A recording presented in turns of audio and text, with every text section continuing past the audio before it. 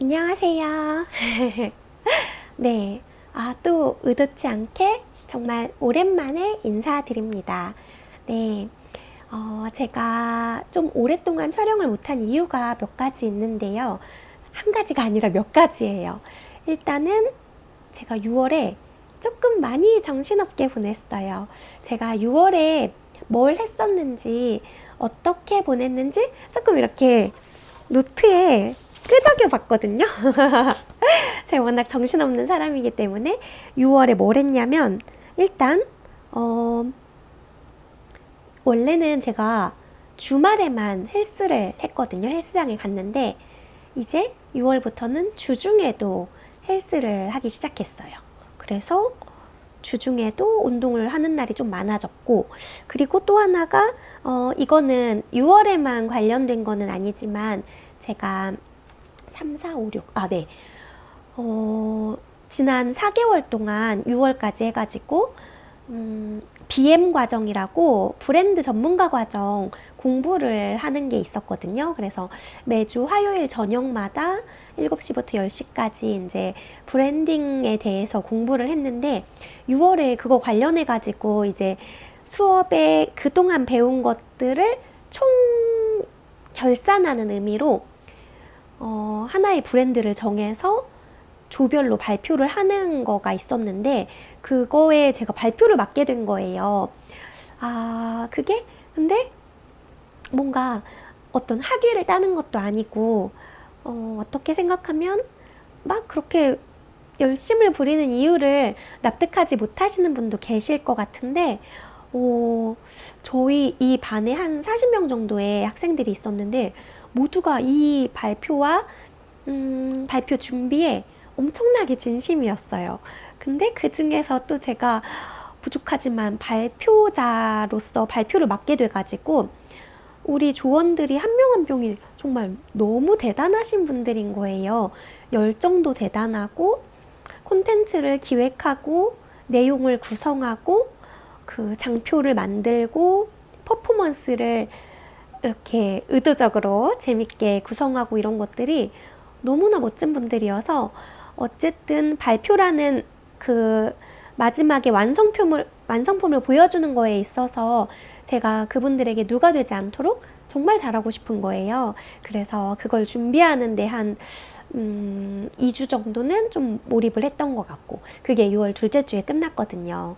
그래서 그런 것도 했고 그리고 제가 북토크도 몇 번 다녀오고 공연도 보고 그리고 지난 주말에는 통영에 있는 국제음악당이 있거든요. 거기서 임윤찬 피아니스트의 공연을 보고 왔습니다. 너무나 감사하게도 저의 곰손으로는 티켓팅을 절대 성공할 수 없는데 제 오래전에 인연을 맺은 조영미 작가님께서 저에게 티켓을 양도해 주셔서 정말 이 귀한 공연에 또 이 임윤찬을 너무나 좋아하는 저의 언니와 함께 공연을 보고 왔어요. 네, 그리고 통영에 가서 봄날의 책방이라는 전부터 정말 가고 싶었던 책방이 있었거든요. 아마 기억력 좋으신 분은 제 예전 영상에서 제가 한번 언급한 적이 있어요. 이한수 작가님의 여행자의 하룻밤이라는 책을 소개하면서 그 책이 통영에 있는 봄날의 책방에서 운영하는 남해의 봄날이라는 출판사에서 만든 책이다. 그리고 이 통영의 봄날의 책방에도 기회가 되면 꼭 한번 가보고 싶다 이런 말씀을 드렸었거든요. 그래서 이제 공연을 보러 가기 전에 한번 가봤는데 역시 너무 좋은 거예요. 제가 책방을 꽤 다닌 것 같은데 그 중에서도 손에 꼽게 너무 좋았어요. 공간 하나하나도 너무 좋고 그리고 그 큐레이션 한 것들이 그냥 섹션 하나하나가 다 전시장 같았어요. 그리고 그 공간 책방에 들어가기 전에 밖에 이렇게 흰 벽이라고 해야겠죠? 벽에 그 통영에 대한 문구라든지 말들을 이렇게 벽화로 써놓았는데 그 자체가 너무 뭐랄까 시적인 거예요. 그리고 제가 참 존경하는 김원 작가님께서도 그 벽 앞에서 사진을 찍으신 게 되게 머릿속에 기억에 남았는데 그 같은 자리에서 저도 통영을 느끼며 그 책방과 이 모든 이 바이브를 즐기면서 이렇게 언니랑 사진도 찍고 영상도 찍고 그랬거든요. 그리고 제가 아까 말씀드렸잖아요. 제가 이렇게 바빠서이기도 했지만 또 다른 이유 때문에 영상을 자주 못 찍고 이렇게 시간을 보냈었는데 그 이유를 또 제가 그 책방에서 데려온 시집 촉진하는 밤 김소연 시인님 시집에서 찾을 수가 있었어요. 어떤 시냐면 제목이 2층 관객 라운지예요. 그 중에 아주 일부를 읽어드리고 싶은데요. 생각을 너무 많이 하다가 내가 생각이 되어버린다. 문을 열어 먼지처럼 부유하는 생각들을 손바닥에 얹어 벌레를 내보내듯 날려보냈다. 어둠 속에 손을 넣어 악수를 청한다. 과학자의 모릅니다는 설명이 가능한 이론을 갖고 있지 않기 때문이며 긴병을 앓고 있는 사람의 식탁 옆 조제약 봉투들처럼 수북한 것. 기계의 뒷면으로 기어들어가 헝클어진 선 정리를 시작하는 것. 질문에 대해 답을 하지 않아도 돼. 질문에 대해 답을 해보려 노력하다가 다른 진심을 전달해도 돼. 그럴듯함과 그러지 못함과 그럴 수밖에 없음에 대하여. 네, 이게 시의 끝이나 시작이 아니라 시 전체 중에서 중간 부분을 읽어드린 거거든요. 제가 이제 유튜브를 한 지 좀 몇 달이 되었잖아요. 하면서 그 전에도 아예 하지 않은 고민은 아니지만 자꾸자꾸 내가 하는 말들이 너무나 조금은 의미가 없고 무용하지 않나? 다른 사람들의 시간을 혹시나 낭비하는 것은 아닐까? 그 다정한 마음만으로 내 영상을 챙겨보기에는 너무 콘텐츠가 뭔가 엑기스가 없는 게 아닐까? 이런 고민이 드는 거예요. 그러니까 전에도 말씀드렸다시피 완전 초반에는 제가 매일 하나씩 올렸잖아요. 그땐 이런 고민을 하지 않았던 것 같아요. 어차피 엄마 아빠와 저를 사랑하는 사람들이 봐주는 거니까 그냥 제가 막 떠들어도 어떤 말이든 애정으로 봐주실 분들이니까 부담이 없다가 지금은 제가 그래도 부모님 이외에도 다른 분들이 봐주신다는 걸 알고 물론 대부분이 저에게 애정이 있는 분들이긴 하지만 시간은 너무나 모두에게 소중한 거잖아요. 그리고 단 몇 초도 내키지 않는 영상에는 시간을 내는 게 너무 어렵기 때문에 조금 더 유용한 뭔가 조금 더 완성도 있는 콘텐츠를 올려야 되지 않을까 이런 생각들을 하다 보니까 아예 올릴 만한 뭔가가 없는 거예요. 그러다가 더 이상은 안 되겠다 싶어가지고 그냥 내 일상을 이야기하자. 사실은 꼭 유용하고 유익한 것들에만 시간을 내는 건 아니잖아요. 그래서 조금은 부담을 내려놓고 이 시에 있는 것처럼 그럴듯함과 그러지 못함과 그럴 수밖에 없음에 대하여 생각을 계속 정리를 하고 저는 그냥 이 모양으로 생긴 거잖아요. 저는 이럴 수밖에 없는 이 정도의 사람인 것 같아요. 그쵸?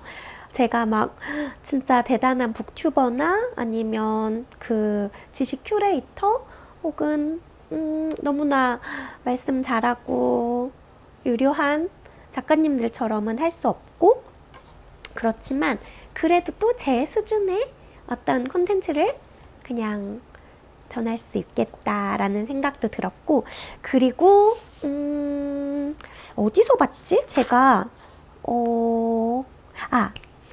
오은 시인님의 책 초록을 입고라는 책이 있거든요. 최근에 내신 책인데 그 중에 이런 부분이 있어서 제가 적어놨어요. 삶의 많은 순간은 쓸모없어서 빛난다. 핵심에서 벗어났기에 그 빛은 다른 곳으로 옮겨갈 수도 있다. 네, 조금은 다른 이야기지만 쓸모없어서 괜찮은 것들도 분명히 존재하잖아요. 그리고 그런 정말 쓸모 있는 것들은 다른 채널에서 분명히 얻으실 거니까 저처럼 쓸데없는 이야기하는 채널도 하나쯤 여러 개쯤 있어도 좋겠다 하는 생각도 들었고요. 네, 그리고 제 일상 이야기를 잠깐 해드리고 싶다고 했잖아요. 제가 6월에 그렇게 나름대로 이것저것 바쁘게 지내면서 제 루틴에 대해서 좀 생각해 보게 됐어요. 저는 아침에 보통 한 7시에서 7시 반쯤에 눈을 뜨거든요. 그러면 눈을 뜨자마자 엄마 아빠한테 카톡을 보내요.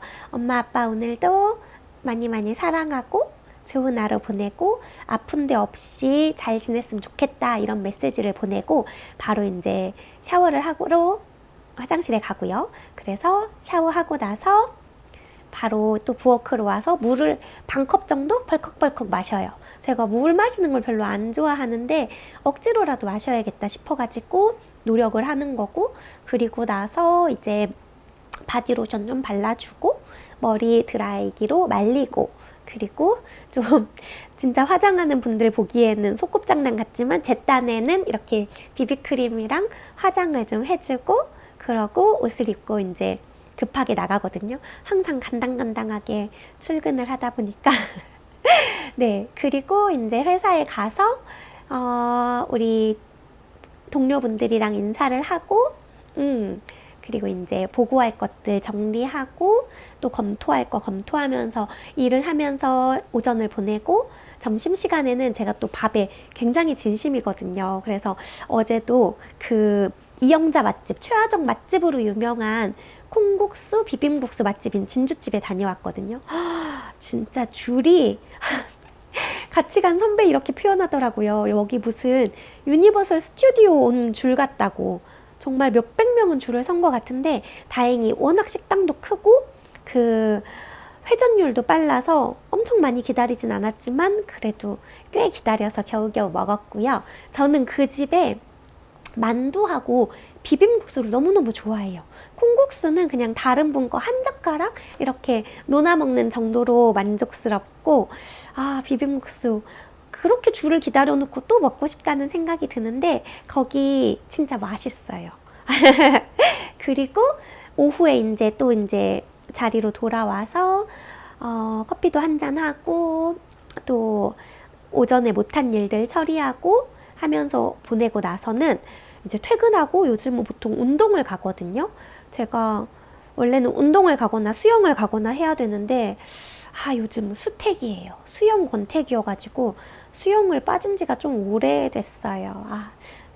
이 영상 혹시 저희 수영장에서 제가 참 존경하는 우리 선생님께서 보실까봐 걱정이지만 수태기에 빠졌습니다.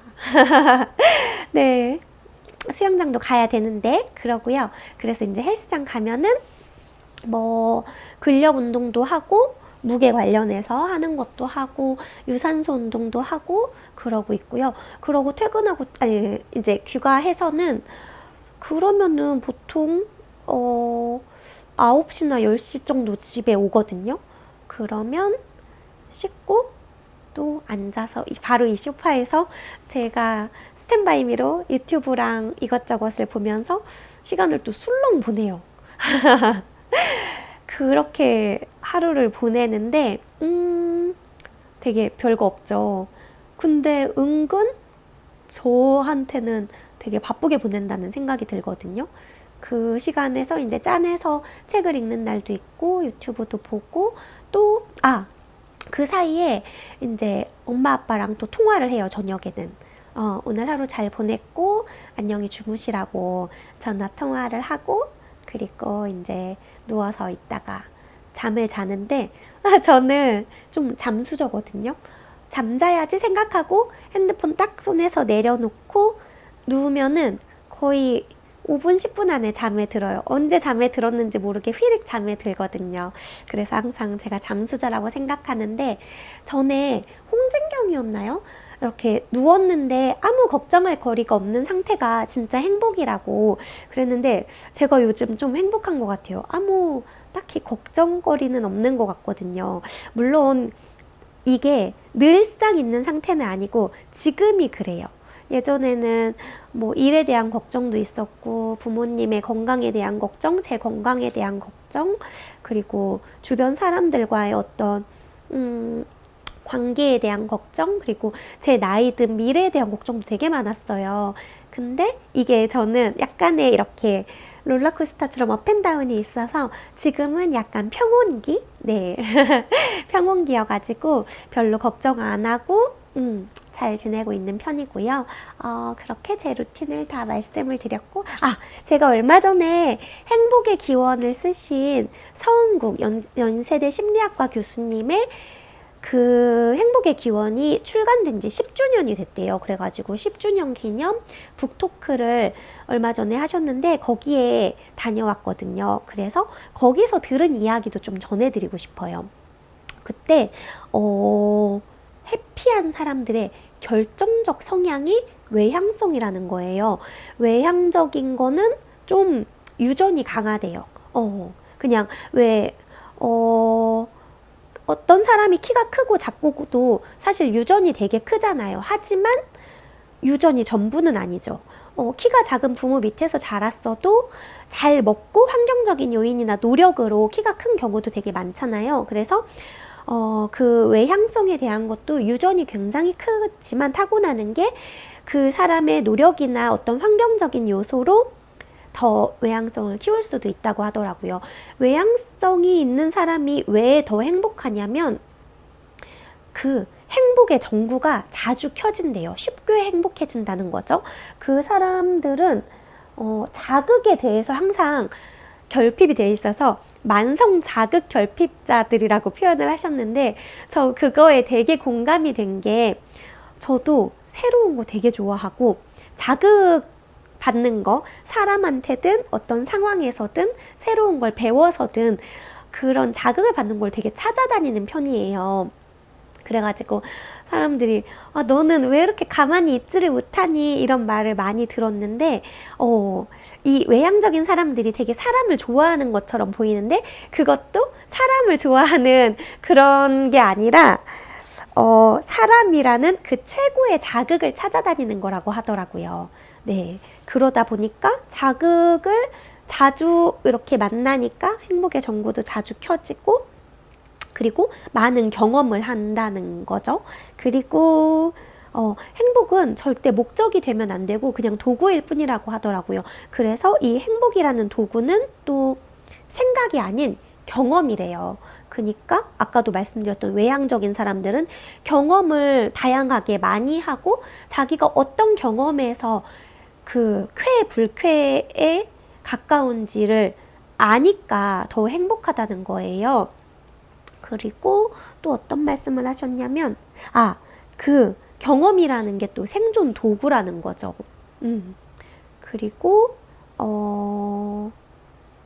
이건 전에도 말씀드렸지만 행복은 자주 켜지는 게 제일 중요한데 그 강도가 중요한 게 아니라 빈도가 중요하다. 그러니까 나 어제 진짜 기절할 만큼 행복했어. 이게 중요한 게 아니라 아주 소소한 행복이라도 매일매일 자주 일상에서 행복한 사람이 진짜 행복한 거라는 거. 네.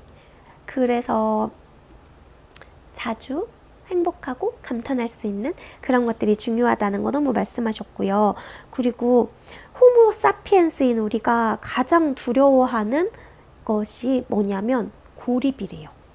이 고립이, 사회적 고립이 옛날 야생 시대에는 진짜 생존을 위해서는 그 집단 안에 들어가야 됐잖아요. 근데 지금도 그게 다르지 않다는 거죠.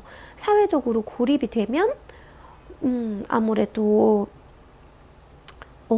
되게 위험하대요. 제가 잘 교수님의 말씀을 그대로 잘 표현하기는 어렵지만 그래서 외로움을 많이 타고 특히나 혼자 사는 사람들이 음주, 흡연, 운동하지 않는 것 이 세 가지를 다 하는 사람보다 더 위험하대요. 죽음에 더 가깝고. 그래서 그 말을 듣는데 저 약간 무서운 거예요. 혼자 사는 게 그렇게나 위험한 일이라는 걸 저는 잘 몰랐었거든요. 그냥 어설피, 혼자 나이 들어 간다는 게 조금 두려운 일이라는 생각은 많이 했는데, 실제로도 과학적으로도 그게 아주 위험하다고 말씀을 하셔서, 항상 어떤 공동체라든지 사회적으로 내가 묶일 수 있는, 함께 할 수 있는 그 그룹들을 더 만들 수 있으면 좋겠다는 소망도 생겼고요. 그리고 또, 이거는 이제 그 행복의 기원이랑 상관이 없는데, 제가 최근에 또 인스타를 통해서 마음의 어떠한 평정이나 이런 것들을 많이 찾는 편인데, 인스타에서 우연히 본 글이에요. 그 에밀 꾸에라는 이분이 철학자인지 사상가인지 제가 잘은 모르겠는데, 이분의 자기 암시문이래요. 뭐냐면, 나는 날마다 모든 면에서 나아지고 있다. 이 말을 자기 전에 막 몇 번씩, 아주 여러 번 이렇게 말을 하면서 내 내면이 그거를 알아챌 만큼 자주 말하는 게 좋다는 그런 글들을 여러 차례 봤거든요. 근데 저도 이 향상심에 대해서 많이 생각하는 편이에요. 내가 어제보다 더 좋은 사람이 됐으면 좋겠고, 더 성장했으면 좋겠고, 일에서든 관계에서든 더 나아지고 싶다, 좋아지고 싶다, 이런 생각을 되게 많이 하는 편이어서, 이런 말을 하는 게 뭔가 주문처럼 하자는 게 아니라, 그런 마음가짐으로 살면 조금 더 노력하게 되잖아요. 못된 마음을 품었다가도, 조금 짜증스러운 말을 상대에게 하려다가도 조금 더 참게 되고. 그리고 또 생각이 났는데, 제가 이제 아무래도 유튜브에서 나쁜 말을 할 수는 없잖아요. 좋은 말, 내가 지향하는 것에 대한 생각을 많이 나누게 되는데, 사실은 제가 그렇게 못 살잖아요, 다. 그래서 내가 이 말을 남기면 남길수록, 이 콘텐츠를 하면 할수록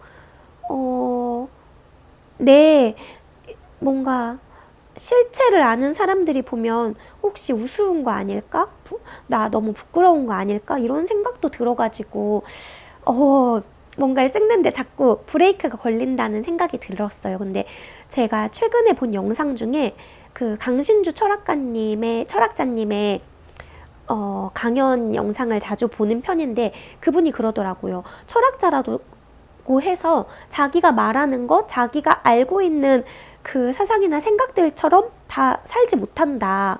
어떠한 장자의 철학에 대해서 내가 이렇게 허영을 품지 말아라, 이렇게 살아라 얘기를 한다고 해서 내가 그걸 다 실천하느냐, 그거는 또 다른 문제라는 거죠. 아는 거를 말하는 것과 그 아는 거 말하는 것대로 그대로 사는 거는 또 다른 거니까요. 그러면서 어떤 철학가를 안다면 그 사람의 개인적인 생활이나 이런 거에 대해 알려고 하지 말라고 하시는 말씀이 있었는데, 그게 좀 되게 위안이 되더라고요. 저렇게 대단한 철학자 분도 그 생각만큼 살지 못하고 나는 좀 그렇다라고 하시는데, 저에 대해서도 사실 그렇게 말하는 거, 제가 읽어드린 글대로 살지 못한다고 해서 저를 마냥 비난하고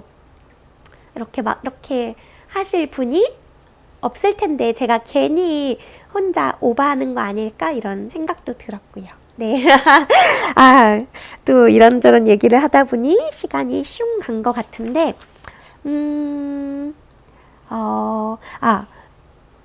이슬람 속담 중에 그런 말이 있대요. 말을 할 때 3가지 문을 통과하라고. 그 말이 사실인가? 그리고 그 말이 다정한가? 그리고 그 말이 필요한가? 네. 이 말을 품고 살아야겠다는 생각을 요즘 많이 해요. 말이 길어질수록 실언이 많아지는 것 같아서 말도 줄여야겠다, 이런 생각 정말 많이 하는데 쉽지 않고요. 내 말이 사실인지, 필요한지, 따뜻했는지, 그 말을 생각하면서 오늘도 내일도 조금 더 열심히 성실한 일상을 살아가기로 조금 더 생각하면서 네, 오늘 영상 마치고 싶습니다. 다음에 또 더 자주 찾아뵐게요. 화이팅! 화이팅! 안녕!